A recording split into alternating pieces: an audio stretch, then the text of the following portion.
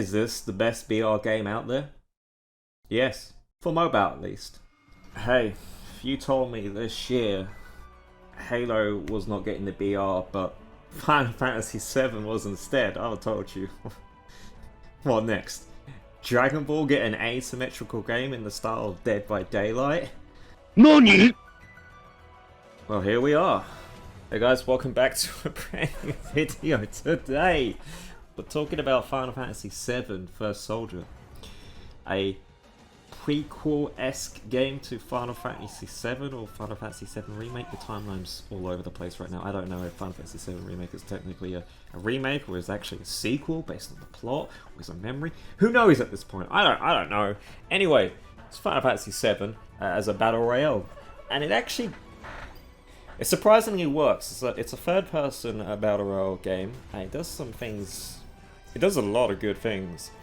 It's just a shame it's a mobile game. I would much prefer this on the PC, just so I could play with a keyboard and mouse and maybe have better graphics. My poor little tablet couldn't even handle it, my god.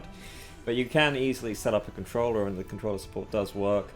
It's better than the touch controls, to be honest, playing with a PlayStation 4 controller, so that's good. I like the fact that you start the game by jumping into a helicopter and you actually control the helicopter.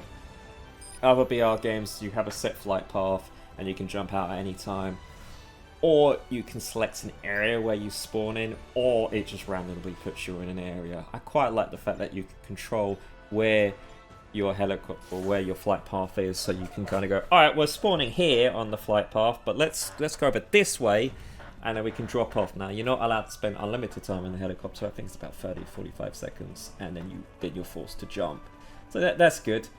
There's only one map, so that's not great. It's Midgar, but it's the lower Midgar section, and for some reason it has all the same places as the Final Fantasy VII Remake and original Final Fantasy, but this is meant to set before those games, so I guess they're just staples of the community at this point. I don't know how the timeline works. Game feels great to play. There's different casters that have different abilities. I've been playing a lot of the ninja, so you have a weapon that's a giant shuriken in the style of like Yuffie, and then you can go invisible. You can still kind of see people, but you know it's a lot more difficult to tell where they are when you're invisible. You also have a monk that can throw down a shield, a ranger that has like a slight speed boost, and then is able to do damage in that. The ranger has a very interesting one where you can basically scan an area. It's sort of like Bloodhound. You scan an area and you can point out targets. This game is both solo and team, and it's a team of 3, so it's like you can have different mix and match loadouts. There is also the sorcerer, who basically their secondary ability just boosts your own spells, which I did, and I kept casting Thunder, which does an area of effect, but because it boosts it, it makes it bigger, so I started hitting myself. Quite annoying.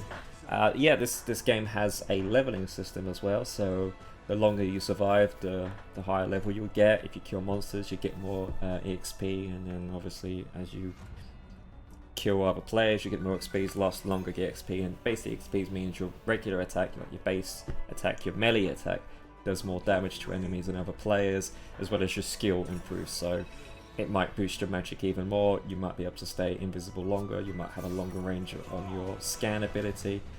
It's good stuff. I kind of like that fact that you don't have to just kill players, you can kill like wildlife, and that gives you bonuses as well. There's also mission objectives as well you can find during your game that give you bonuses. It's just interesting stuff all around. There is also magic, because it's a Final Fantasy game, so you can collect materia. The more of the materia you collect that's the same, so for example if you find fire level 1 and you kept finding fire and fire, it would stack, and then they can evolve to a level 3 version of itself that does even more damage. That's cool. There's also summon materia, but I haven't been able to find any. The only time I managed to find it was during the tutorial BR. So yeah, this game does the whole thing where your first time playing it, you're against bots. So, you know, you win it, you feel good, you're like, yeah, let's go in and play some games, and you get absolutely destroyed because actual players are playing this, and we're probably playing with a controller at this point.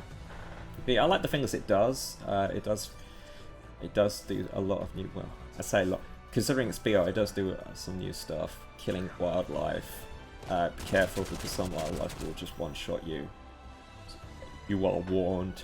You better level up before you take on some of the bigger baddies. It does the standard weapon selection thing where there's different tiers of the same weapon. So grey is basic, blue is better, and purple's epic, legendary, doing even more damage.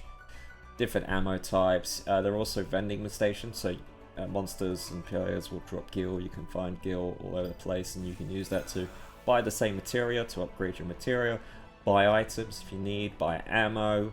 There's also like a jewelry system, so you can get accessories that help you with bonuses and stuff. I didn't really notice that too much in my playthroughs. I did pick them up, but I didn't really notice the effects of them. But overall, a good solid third-person BR. Does a lot. It does a lot. There's a lot of customization. There's not only weapons you need to think about, but also abilities as well. And I think they kind of act like the material. I mean, they kind of act like secondaries or tacticals from other games. But you know, you can get your items. It's mainly just potions and high potions. Summons as well. There's also vehicles. You can get your own chocobo, which you can customize. That has its own stats that you can fight. Or you can find weapons, or I mean other vehicles. So that's cool. You can drive around, get skins. You can also get skins for your guns, like standard. You know, it has the whole Battle Pass microtransaction stuff as well. So while I think the core gameplay is stuff, there's not really much content. Also, I can never find a team to play with. It would just go on for about 3.5 minutes then. So I have not played the team mode yet.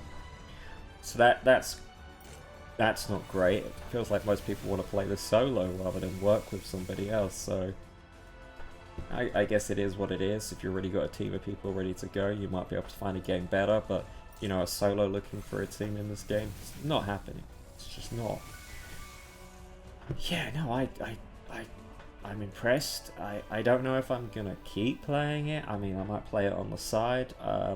There is this whole progression, so you have the Battle Pass progression, and then each class, like the Ranger, the Ninja, the Warrior, whatever, Monk, have their own progression, so you can unlock stuff through that, then you can unlock stuff through the Battle Pass, and then there's also the Premium Battle Pass.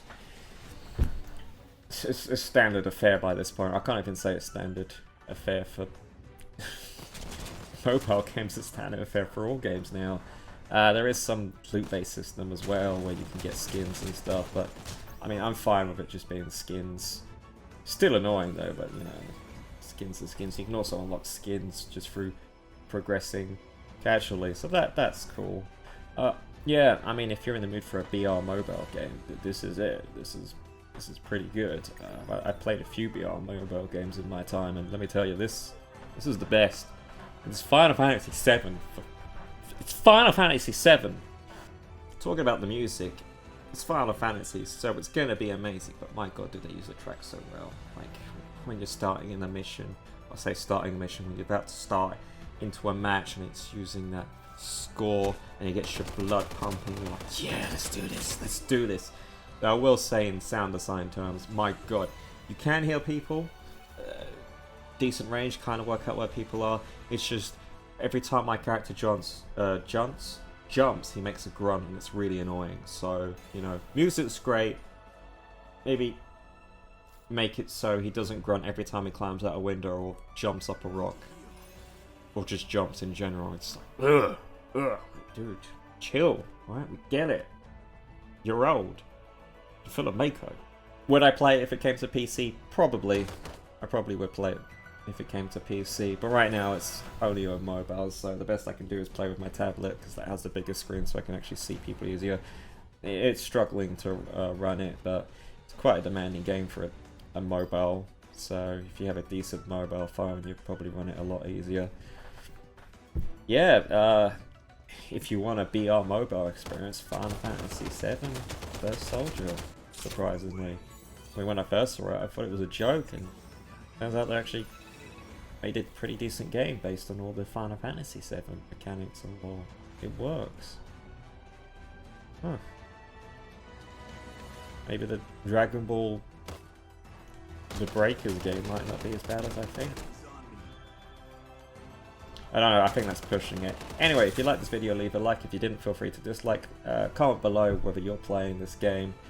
And yeah, I'll see you guys on the next mobile game review.